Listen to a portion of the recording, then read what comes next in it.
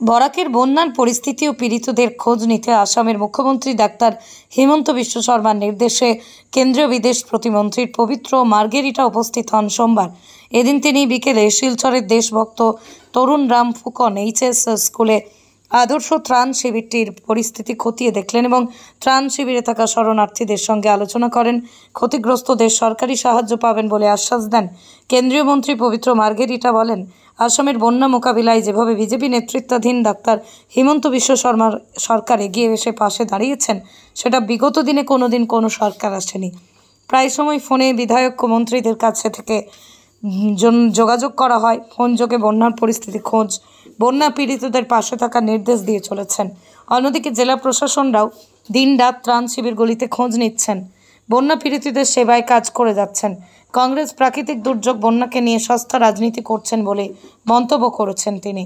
সেদিন অন্যান্যদের মধ্যে উপস্থিত ছিলেন বিধায়ক দীপায়ন চক্রবর্তী, বিধায়ক কৌশিক রায়, বিধায়ক মিহির কান্তি সোম, কাছাড়ের জেলাশাসক রোহন কুমার ঝা, পুলিশ সুপার নোমাল মাহাত্তা, কাছাড় জেলা বিজেপির সভাপতি বিমলেন্দু রায়, সাধারণ সম্পাদক অভ্রজিৎ চক্রবর্তী ওরফে ঝলক, দেবাশিস সোম, প্রাক্তন পৌর কমিশনার মধুমিতা শর্মা সহ আরও অন্যান্যরা। তেতিয়া হয়তো মই মন্ত্ৰী হিচাপে আহিলোহেঁতেন, মই দলৰ কাৰ্যকৰ্তাসকলৰ সৈতে মত বিনিময় কৰিম, কিন্তু এতিয়া পৰম শ্ৰদ্ধেয় মুখ্যমন্ত্ৰী মহোদয় ডক্টৰ হিমন্ত বিশ্ব শৰ্মাৰ আগ্ৰহ মতে মই আহিছোঁ আৰু তেখেতো আহি আছে। আমি আগতীয়াকৈ আহিছোঁ। আমাৰ জিলা প্ৰশাসন উপায়ুক্তৰ পৰা আৰক্ষী অধীক্ষকলৈকে আমাৰ সন্মানীয় স্থানীয় গোটেইকেইজন MLA, গোটেই আমাৰ 3খন জিলাৰ MLA, জিলা প্ৰশাসন, দুৰ্যোগ প্ৰতিৰোধ কৰিবৰ কাৰণে যিখিনি আমাৰ সংশ্লিষ্ট সকলো বিভাগৰ কৰ্মচাৰী সকলোৱে কষ্ট কৰি আছে।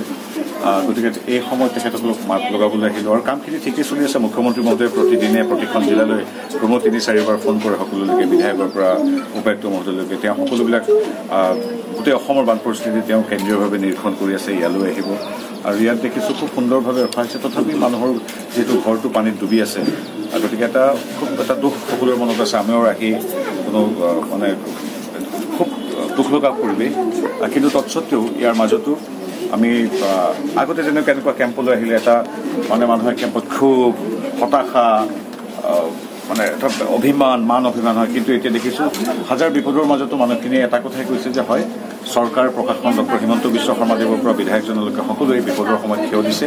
যিখিনি কৰ্তব্য বা কৰণীয় কাম আছে সকলোবিলাক কৰিছে। গতিকে সেইকাৰণে এই বিপদৰ মাজতো মানুহখিনি খুব শান্তিৰে আছে, সমিলমিলেৰে আছে। মই দেখিছোঁ প্ৰত্যেকগৰাকী শিশুৰ পৰা জ্যেষ্ঠজনলৈকে সকলোৰে চিকিৎসা দৈনিক চাই থকা হৈছে।